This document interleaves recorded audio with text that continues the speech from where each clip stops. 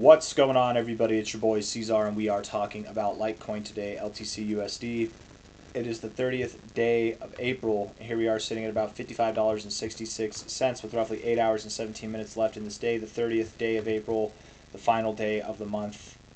Hit that like button, subscribe. Thank you all for being here. We are consolidating still within this range, and I think it's important, vital, dare I say, for Litecoin to break out of this range to the upside and to not break out to the downside. In fact, I worry that any movement really below this range could be the potential death of Litecoin, you guys, because we're dealing with a trend here that's been going on for multiple cycles now, and we're flirting with it. We're flirting with it right here. We are below it, I believe. Let me just see here if I can delete this part, this little line here that I made.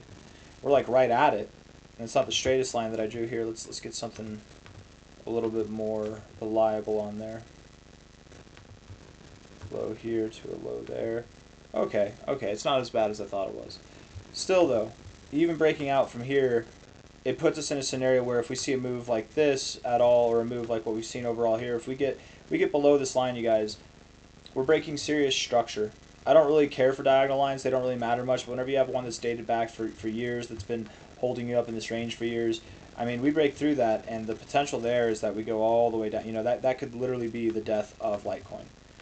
I'm not there. That's not my prediction. That's not what I'm saying is going to happen. I'm just saying I think it's vital that we perform, that we behave well from this range. And I do worry about Litecoin.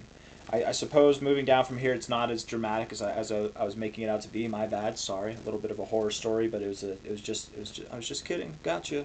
Just a joke. We could see a slightly lower low bouncing around, you know, like $45, $40 itself. But let's get to the short-term stuff. We'll come back out to see this and see if we should expect the upside or the downside turn, and then we'll go from there. Okay, so again, hit that like button, subscribe. Let's get into the 1 hour time frame, and then we'll zoom back out. 1 hour time frame. Here's some immense volatility coming in. Can we have this on Coinbase where there's at least some volume? Let's see. Come on now. Come on, Litecoin. You can do it. I believe in you. There we go. Litecoin 1 hour time frame. Volume coming into the sell side, no volume coming into the upside. It's not a good look. The RSI, it's volatile. It's volatile. I would say it's bearish, but it's volatile, to be fair. I mean, so is the price action. Very neutral right here. Stochastics look bearish. The MACD looks bearish. 4 hour time frame, the RSI does look bearish. It looks neutral. The bearish, to me, comes from this kind of downward... Oh, that's not what I meant to do. Comes from this kind of downward sloping look here. Yes, you have a blemish here, but that's not, you know, it kind of looks like it's sloping downwards. So, but you are living above the 50. You are living below the 50. It is pretty truly neutral overall. 4 hour time frame here, being above the 50. I think that you come down. Stochastics, maybe you come up a little bit more. You find resistance at the 50, and then you come down. The stochastics are definitely more bearish than the RSI is, and the MACD is bearish as well. You had a false cross down. There's some good things going on, man, but it's sloppy. It's messy. Just like the price action. It's very sloppy and messy. Hard to get a read on. The fact that we sold off here with this volume, it increased, but we really didn't go anywhere, that is actually kind of good. Looking at the 1 hour time frame, I'm not a fan of the fact that the volume came into the downside. My daughter's crying. I think she's okay. I think she just wants my wife to play with her on the trampoline. Anyways, moving up here without volume, moving down with volume is a bit troublesome, worrisome, looking at it on the 1 hour time frame, but after looking at it on the 4 hour time frame, I'm less worried about it. I don't think it's that big of a deal, actually. Daily time frame, looking at this here, consolidating in this area, we do seem to have this kind of like flat top with ascending lows. It is ascending in nature. That's kind of a good look. That's not a bad look, honestly. But again, these good looks, it's really not, by the way, it's really not a ascending triangle. I mean, you can kind of infer that from this appearance, but really you're just moving sideways. You're just in this kind of odd zone. These kind of odd zones, these neutral patterns or even slightly bullish patterns, they don't perform as well when you're in a bear market, when you're in a downtrend. But you have been moving down for quite some time. You are doing something different. There is very low volume here. You're soon to break out one way or the other. The question is which direction, and I don't have a clear answer for that. If I had to guess the statistical probability, it would probably be to the downside. Does that mean plummet to your death? Does that mean just a slightly lower low, a fake out, a double bottom? I don't know. It can mean any of those. Daily time frame, looking at the RSI, you know, just right off the bat, looking at this, I'm looking at it here. We came up, we came down, we came up, we came down, we came up, we came down, we came up, we came down, we came up, we came down, but not really. It's as if we're doing something different here in this little pocket. We are doing something different here in the price as well. Different is good. When you're mega bearish, different is good. The RSI is truly neutral here. It's not of any help at all. The stochastics are at the 50. It's kind of a good area to bounce, actually. The stochastics actually are taking on a bit of a bullish shape, if I'm being fair. The MACD is crossing red on the daily time frame, but false crosses do happen. It's been a while since you've had a false cross, actually. You know, maybe here, this was like your best false cross you had. None really to the upside, except for over here. You haven't had too many false crosses. Maybe you're overdue for one. Your MACD technically is bullish. Your stochastics have more of a bullish posturing. Your MACD has more of a bullish posturing, too. But, again, I don't know how reliable these are because you have such weird, wonky, sideways price actions. So it's really any man's guess from here. No real help. Let's look at the weekly time frame. Weekly time frame RSI. Okay, here's a positive. Doesn't mean that it's an immediate reflection of the price, but moving down like this, right? You're breaking out of your downward sloping trend in your RSI. That is a positive. A lot of people make the mistake of thinking that, oh, we're breaking out of that, that means the price is going to go up. No, you can still kind of meander down here, and in this meandering, the price can go down. Maybe it's a signal that of the overall drop, you're near the low, but near the low price-wise does not mean near the low time-wise. The MACD is bearish overall. You do have bullish divergence, which, you know, you're flipping green now, which is nice, but you haven't seen any reaction, which is not nice. There's good things that are being negated by the bad things. Stochastics technically look bullish here, and the RSI, again, there's bullish things going on, but it doesn't necessarily mean that you have to pump from here. If you're watching this video and you're like, so what are you saying? I don't even know, man. I don't even know. It's difficult to say. It's very difficult to say because Litecoin has just been sideways and choppy for so long. What we can say here is that the volume has been dying off. You're down in this area. You are about to break. You are about to break one way or the other.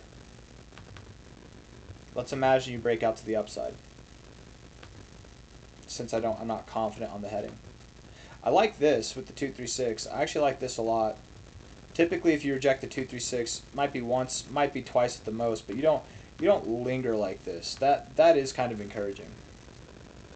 If you were to break out to the upside, the expectation at a minimum would be that we go just above the 382, so maybe like 71, 72 bucks, maybe.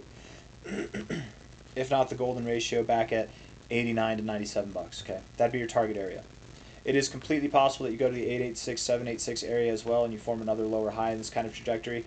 I guess what I'm saying here is it's a broad range, but it is what it is. Anything from roughly $70 to $120, that would be the expectation. And looking at the way this is, judging by the way the volume is, if this move were to happen to the upside, it would be swift. It would be very swift. I would say that as fast as this was to the downside, this move would be faster to the upside. You know, something that might help us determine this could be the LTC BTC chart. Let's check that out and see what's going on here. Okay. Let's check it out. Let's check it out now. How's the Bitcoin chart doing? Looks like it wants to move up, man.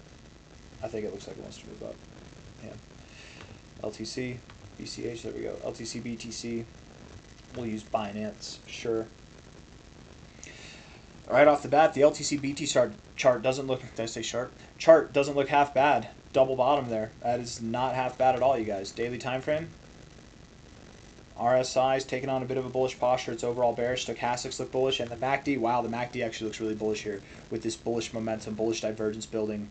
You are bearish overall, but I don't know. Something seems different, man. Something seems, you've flirted with the zero line here. You might actually break through it here. What about the weekly time frame? Double bottom, bouncing off the oversold zone. Bearish RSI overall, but of course you are because you're bearish overall. Stochastics are right oversold here. MACD. Technically, you do have bullish divergence. There's good things and bad things. I'll tell you what, though, this might be your secret sauce. if you get below these lows here, if we don't hold this as a double bottom, if we go lower, that would be implicative that we see lower prices here. We break out to the downside. If you can recover and especially get above this high, I believe that would go directly hand in hand with this move here that we would see up to about $100.